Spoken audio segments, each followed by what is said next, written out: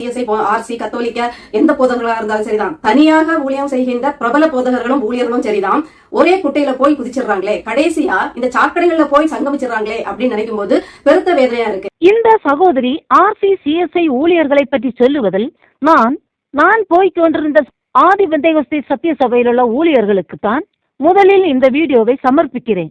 இனி இந்த ஊழியர்களிடம் இந்த சகோதரி கேட்கும் கேள்விகள் என்ன, விஷயங்கள் என்னவென்று பார்ப்போம் வாருங்கள். வேதாகமத்துல தீர்க்க தரிசிகள் ராஜாக்களை பகிங்கரமா தான் கேள்வி கேட்டிருக்காங்க. நீங்க அதை வேதாகமத்தை திறந்து பகிங்கரமா நீங்க வாசிக்கலையா? அதை இறைவன் மறைபொருளாவா வச்சிருக்காரு? தாவீது ராஜா செய்த பாவத்தை இறைவன் ஒளிச்சு வச்சாரா, இல்ல மோசே செய்த தவறுகளை இறைவன் ஒளிச்சு வச்சாரா? இப்படி இந்த சகோதரி கேள்வி கேட்க காரணம் என்னவென்றால், ஓட்டு கேட்க வரும் அரசியல்வாதிகள் மதுவை விற்கிறவர்களாகவோ அல்லது வாங்கி குடிக்கிறவர்களாகவோ இருக்கிறார்கள். அதோடு லஞ்சமும் வாங்குகிறார்கள், கொடுக்கிறார்கள். அதைத் தொடர்ந்து நிறைய பாவங்களையும் செய்கிறார்கள். இப்படி உள்ள நிலைமையில் எல்லாம் தெரியும் என்று பேசின ஆதி பெந்தேகோஸ்தே சத்திய சபையில் உள்ள தாஸ் பாஸ்டரோடு உள்ள எல்லாருமே கேளுங்கள். இந்த அரசியல்வாதிகள் ஓட்டு கேட்க போகும்போது எப்பொழுதும் இல்லாத சந்தோஷத்தில் இந்த ஊழியர்கள் எழும்பி நின்று தேவ தூதர்களை கண்டது மாதிரி சிரித்து வரவேற்று இளிச்ச வயர்களாக நின்று தங்களை நல்லவர்கள் என்று காட்டி வேஷம் போடுகிறார்கள். அதனால்தான் இந்த சகோதரி இப்படி குமுறுகிறாள்.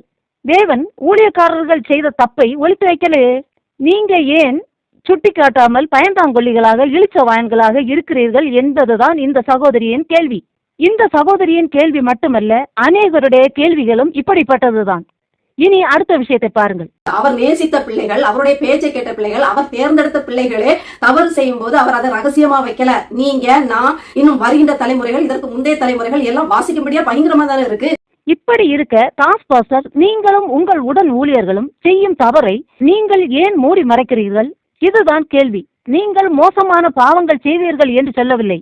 பேச வேண்டியதை பேச வேண்டியவர்களிடம் ஏன் பேசவில்லை? குற்றத்தை சுட்டி காட்டவில்லை என்பதுதான் கேள்வி. அவங்க எல்லாம் பயங்கரமாக வெளிப்படும் போது உங்களுக்கு என்ன கொம்பா? உங்களை மட்டும் பத்தி நாங்க பயங்கரமா சொல்லக்கூடாதா?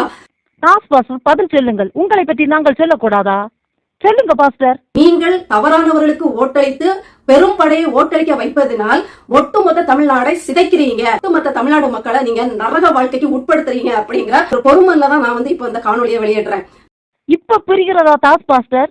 உங்கள் பக்தியின் வேஷம் ஜனங்களை எங்கே கொண்டு போய் விடுகிறது என்று இனியாவது சிந்தியுங்கள். தப்ப வேண்டுமானால் உங்களை பார்த்து இப்படிப்பட்ட கேள்விகள் நாட்டில் உள்ளவர்களும் கேட்கும் நிலைக்கு தள்ளப்பட்டீர்கள் என நினைக்கும் போது வெட்கமாக இருக்கிறது. இனி அடுத்த கேள்வியை பாருங்கள். உங்களுடைய வேதாகமத்தில், ஏன் வேதாகமத்துல தெளிவாவே இருக்கு. ஒருவேளை உங்க கைகள்ல இருக்க வேதாகமத்துல சாராயம் காய்ச்சி விக்கிறவனை ஆதரிக்க சொல்லியிருக்கா? சாராயம் காய்ச்சி விக்கிறது பாவம் இல்ல, அது புனித தீர்த்தம், அது அபிஷேக எண்ணெய்க்கு ஒப்பானது அப்படின்னு இருக்குதா?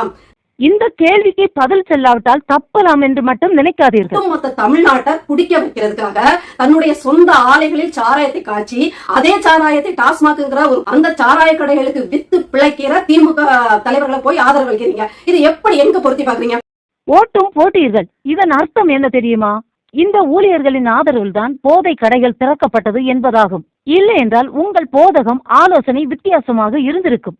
இனி அடுத்த கேள்வியை பாருங்கள். எல்லாம் ஈரலை பிளந்தது மாதிரி இருக்கும்.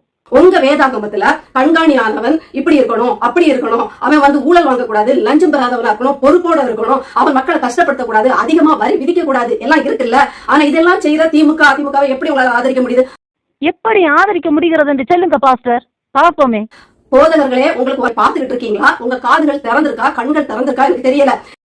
உங்களிடம் நீங்கள் ஊமையர்களா, குருடர்களா, செவிடர்களா என்றுதான் கேட்க தோன்றுகிறது. உங்கள் பயம் என்ன? ரத்த சாட்சியா மறிக்க வேண்டியது வரும், இதுதானே உங்க பயம்? இதே வேதாகமத்துல ரத்த சாட்சியா மறிக்கிறதுக்கு தயாரா இருங்கன்னு தானே சொல்லி இருக்கு. என் நிமித்தம் நீங்க பாடுபட வேண்டியது வரும், எங்க சுவிசேஷம் அறியுங்கள் அப்படின்னு சொல்லி இருக்குல்ல. அப்புறம் எப்படி இதுக்கு தயாரா இல்லாம உங்களை காப்பாத்திக்கிற சுயநலமா எப்படி யோசிக்க முடியுது? கர்த்தர் கூட இல்லாவிட்டால் சுயநலம் தான் வரும். நீங்கள் பயந்தாங்கொள்ளி, சந்தர்ப்பவாதி, இழிச்சவாயன் என்பதால் தான் என்று தெளிவாக தெரிகிறது. சாமானியர்களை பார்த்து, பொதுமக்களை பார்த்து, பாவிகளை இதை செய்யாதீர்கள், குடிக்காதீர்கள், பாவம், நரகத்துக்கு போயிருவீங்க, விபச்சாரம் செஞ்சீங்கன்னா பாவம், திருடுனீங்கன்னா பாவம் தைரியமா சொல்ல முடியுது. சாமானிய மக்கள், பொதுமக்கள்னா பாவிகளே உங்களால வசப்பாட முடியுது. அதே பாவத்தை செய்கின்ற தலைவர்களை பார்த்தியா உங்களால சொல்ல முடியல? ஏன் சொல்ல முடியவில்லை தாஸ் பாஸ்டர்? நாங்க எல்லாம் உங்க பல்லு கேட்ட பைத்தங்காய் என்பதால் தானே. இப்படி கேட்க வேண்டிய கேள்வி மற்றவர்கள் கேட்டாலும் உங்களால் பதில் சொல்ல முடியாது. பதிலாக சொன்னால் போய் தான் சொல்லணும். அதனால் இயேசுவின் நாமத்தின் மகிமைக்கென்று பாடுகள் அனுபவிப்பதாக சொல்லி தப்பி விடுவீர்கள் இல்லையா? போதகராவது நேரடியாக இந்த தலைவர்களை பார்த்து நீங்க சந்திக்க நேரத்துல நீங்க என்னென்ன பாவம் செய்றீங்க, இது பாவம், இது நரகத்துக்கு நீங்க போயிருவீங்கன்னு சொல்ல தைரியம் இருக்கா உங்களுக்கு? ஏன் அந்த துணிகரம் இல்ல? ஏன் யோவான் ஸ்நாபகனுடைய துணிகரம் உங்களுக்கு இல்ல? ஏன் நாத்தானோட தைரியம் உங்களுக்கு இல்ல? இந்த யோவான் ஸ்நாபகனும் நாத்தானும் கேட்ட கேள்வி போல் கேட்க வேண்டிய தைரியம் உள்ளே இருந்தாதானே வெளியே வரும். தைரியம் இல்லாமல் இருந்தால் இப்படித்தான் இருக்கும். யோவான் ஸ்நாபகன் மாதிரி, நாத்தான் மாதிரி அரசர்கள் செய்யக்கூடிய தப்பை, அரசாட்சி செய்கிறவர்கள் செய்யக்கூடிய தப்பை உங்களால ஏன் சொல்ல முடியல? உண்மையை சொன்னா தலை இருக்காது என்ற பயம். தலையே போனாலும் பரவாயில்லன்னு தானே அவங்க தப்ப சுட்டி காட்டினாங்க. ஏன் உங்களால இதை சொல்ல முடியல? மக்களை சொல்றது உங்களுக்கு ரொம்ப எளிதா இருக்கு. ஏன்னா நீங்க சொல்ல சொல்ல அவங்க சிரிச்சுக்கிட்டு போயிருவாங்க. ஆனா தலைவர்கள் திருந்த வேண்டாமா? ராஜாக்கள் திருந்த வேண்டாமா? இதே தவறை செய்கின்ற ராஜாக்களை சுட்டி காட்டுறதுக்கு உங்களுக்கு மனம் இல்லாமல் போனது என்ன? 80 வயசு ஆனாலும் 100 வயசு வாழ்ந்து தன்னை பெரிய மூத்த போதகன் என்று காட்டி ஏமாற்ற வேண்டாமா?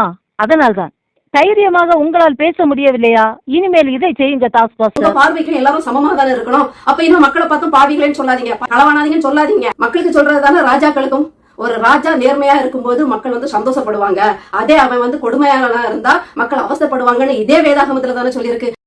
எனவே டாஸ்க் பாஸ்டர் அவர்களே, அவரோடு கூட உள்ளவர்களே, ஒழுங்காக ஊழியம் செய்ய முடியுமானால் ஊழியம் செய்யுங்கள். உங்களால் முடியாதென்றால் தள்ளிவிட்டு போய்விடுங்கள். காரணம், நாங்க தப்பா நடந்தா திருத்த வேண்டிய இடத்துல இருக்கிற நீங்க, நாங்க உங்களை கை நீட்டி சொல்ற அளவுக்கு இருக்கீங்கன்னா அவ்வளவு குப்பத்தனமா உங்களுடைய நிர்வாகங்கள் இருக்கு. எனவே இனியாவது திருந்துங்கள். இல்லை என்றால் பயங்கரமான பின்விளைவுகளை சந்திக்க வேண்டி வரும். நன்றாக ஞாபகத்தில் வைத்துக் கொள்ளுங்கள். காரணம், இந்த ஆதிபந்தேகஸ்தே சத்திய சபையில் உள்ள ஊழியத்தை குற்றமற்றதாக நடத்தி சபையில் எழுப்புதலை உண்டாக்கி வளரச் செய்து ஜனங்களை குற்றமற்றவர்களாக பரலோகராஜ்யம் கொண்டு செல்ல வேண்டிய கடமை எங்களை போன்றவர்களுக்கு இருக்கிறது. எனவே இனியும் தடுக்காதீர்கள், தாமதிக்காதீர்கள். இவை ஒரு எச்சரிக்கையாக சொல்லிக் கொள்கிறேன். கர்த்தர் நம் அனைவரையும் ஆசீர்வதிப்பாராக. ஆமென்.